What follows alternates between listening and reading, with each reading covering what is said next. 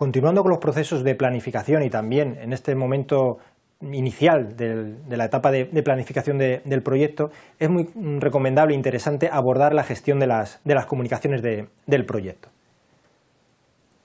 Básicamente lo que se pretende con la planificación de la gestión de las comunicaciones es identificar pues, todas las necesidades de información y requisitos de comunicación que tienen los interesados y tenerlos planificados y previstos, ajustados lógicamente a los medios disponibles en el proyecto.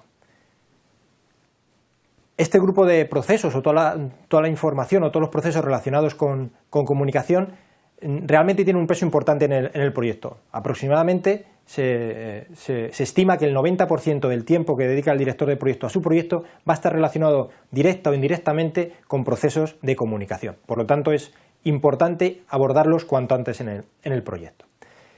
Cuando hablamos de comunicación o de planificar la gestión de las comunicaciones dentro del proyecto, es habitual que no pasemos por alto pues, todas las relaciones o todas las comunicaciones o necesidades de información con los interesados cercanos al proyecto, el patrocinador, el cliente, diferentes recursos asignados al proyecto, miembros del equipo, etc. Eso es habitual que lo tengamos siempre presente. Pero no tenemos que olvidar que nuestro proyecto se desempeña en un entorno donde bueno, pues va a avanzar en paralelo con otros proyectos donde bueno, pues otros directores de proyectos posiblemente compartan recursos con nosotros dentro de nuestra organización, en organizaciones externas a la nuestra, y tenemos que también tener claro qué necesidades de información, de comunicación necesitamos que sean transversales para estar actualizado pues, simplemente por el hecho de poder compartir en un momento dado un determinado recurso. Nuestro proyecto, el avance de nuestro proyecto puede interesar a otra persona que esté esperando nuestro resultado para que su proyecto a su vez vaya desarrollándose.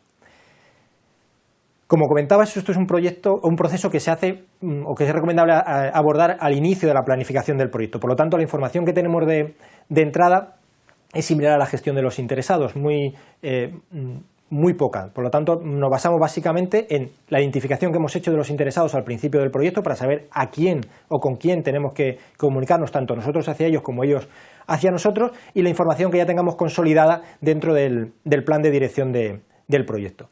Con esta información y aplicando pues, o teniendo en cuenta una serie de elementos que van a definir las sistemáticas y los métodos de comunicación, estableceremos el plan de gestión de las comunicaciones.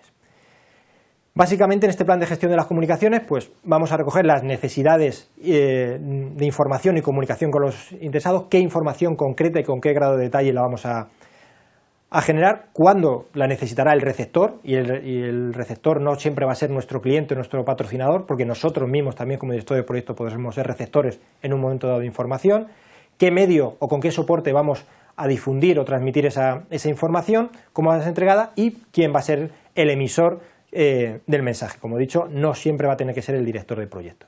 Lo importante cuando iniciamos cualquier proceso o actividad de comunicación es ponernos en el papel o en la piel del receptor, bien por su conocimiento, por su disponibilidad de medios, etc. Cuando todas las planificaciones las pensamos siempre o las definimos siempre pensando en el receptor del mensaje. A la hora de planificar o desarrollar el plan de gestión de las comunicaciones, pues tenemos que tener en cuenta una serie de elementos para detallar en mayor medida o concretar las acciones concretas. Uno de estos elementos o factores es el tipo de comunicación, o los tipos de comunicación que van a existir a lo largo del proyecto.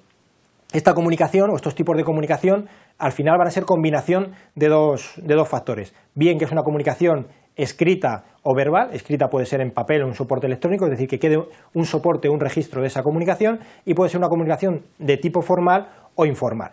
Por lo tanto, combinando estos dos factores, formal, informal y escrita o verbal, pues nos salen diferentes tipos de comunicación que emplearemos en función de cuál sea el mensaje o la información que queramos transmitir.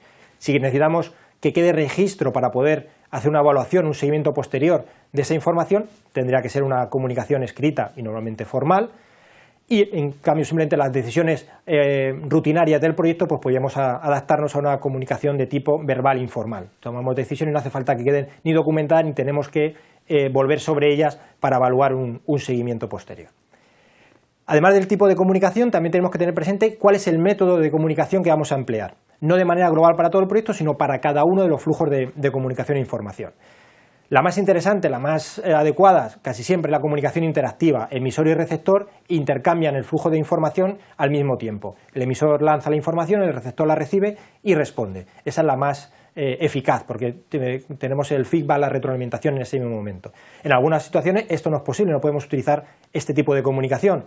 Pues ¿qué modelo o qué método utilizaremos? Pues lo que se denomina el push communication, o sea, es decir, nosotros enviamos la comunicación, la información al receptor, por ejemplo un fax, y es el receptor en el momento que él estima oportuno, pues recoge esa información y continúa el proceso de comunicación.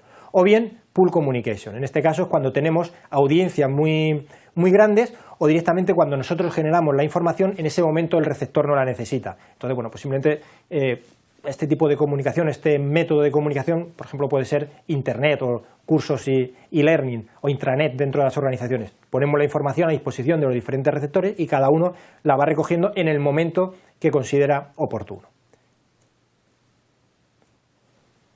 Otro factor que tenemos que tener muy claro a la hora de planificar nuestras comunicaciones va a ser el modelo de comunicación. En cualquier flujo de información entre un emisor y un receptor, bueno, pues tenemos una serie de elementos entre medias de ese emisor y ese receptor, que es bueno, todo el entorno o el medio a través de donde se distribuye la comunicación, que lo que va a generar es un ruido. El mensaje lo lanzamos hacia el emisor, hacia el receptor, perdón, ese mensaje queda codificado a través del soporte, puede ser la línea telefónica, internet o simplemente una conferencia. El receptor, a través de sus propios recursos, decodifica ese mensaje y lo recibe. En principio esto podría parecer un flujo correcto de comunicación, pero lo importante no solamente era que la comunicación vaya en un sentido, emisor-receptor, sino que también, para que sea efectiva y eficaz, el receptor tiene que dar retroalimentación al emisor. El emisor tiene que asegurarse que el mensaje se ha recibido completo y encima se ha entendido. El flujo, por lo tanto, sería emisor-receptor y vuelta con esa retroalimentación. Hay que tener en cuenta que aproximadamente el 55% de la comunicación que tenemos es comunicación no verbal. Por lo tanto, hay que tener en cuenta en aquellos casos donde no interactuemos físicamente con nuestros receptores, pues perdemos parte del mensaje. Habrá que tenerlo muy presente cuando establezcamos estos modelos de comunicación. Por lo tanto, y de acuerdo al modelo de comunicación que acabamos de ver, el emisor es el responsable de que la información sea transmitida clara y completa al receptor, que le llegue al receptor y que la entienda, y el receptor va a ser el responsable de asegurarse que la información que ha recibido la ha recibido completa, la ha comprendido y además de esa retroalimentación al emisor para cerrar el ciclo de la comunicación. Con estos elementos, tipo de comunicación, modelo de comunicación, pues conformamos las necesidades exactas que necesitamos en cada uno de los flujos de nuestro proyecto. Y todo eso lo documentamos en el plan de comunicaciones. Que como mínimo o recomendado el contenido, pues puede ser lógicamente los requisitos concretos de comunicación con cada uno de los interesados. O sea, tantos interesados haya en el proyecto, tantos flujos de comunicación se tienen que establecer.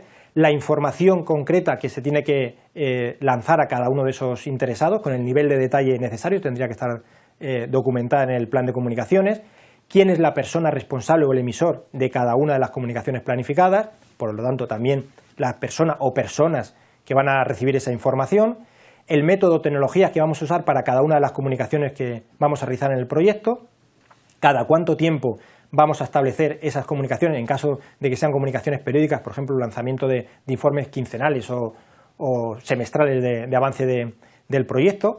Y además de estos flujos emisor-receptor, es interesante planificar o prever pues, procedimientos o procesos paralelos, pues en caso que alguna de las comunicaciones se quede atascada o no termine el flujo de comunicación por falta de toma de decisión o de aprobación de un cierto documento o informe, pues tenemos que planificar o prever un proceso de escalamiento, o sea, en caso de que una comunicación se interrumpa, hacia qué nivel superior de la organización del receptor podemos recurrir. Es muy interesante también, paralelo o complementario al plan de comunicación, establecer el glosario de terminología común entre la organización que ejecuta el proyecto y cada uno de los interesados. Hemos comentado antes que hay que ponerse siempre en el papel del receptor, por lo tanto la terminología que utilicemos pues tiene que ser una terminología que entienda el receptor, porque si no el mensaje no va a quedar claro. Y aparte de esto, como en cualquier otro plan de gestión de los que estamos viendo a lo largo de todos los procesos de planificación, pues hay que establecer la sistemática para actualizar, para refinar, quién va a ser el encargado de mantener actualizado siempre el plan de gestión, si vamos a utilizar pues, cualquier tipo de plantillas, formularios prediseñados que hemos ido elaborando en proyectos previos. Bueno, pues toda esa información debería quedar también recogida dentro del plan de comunicaciones. Al final, el plan de comunicaciones no deja de ser pues, una matriz donde identificamos cada uno de los flujos de información y todos los detalles que tenga esa información que mandamos a los receptores.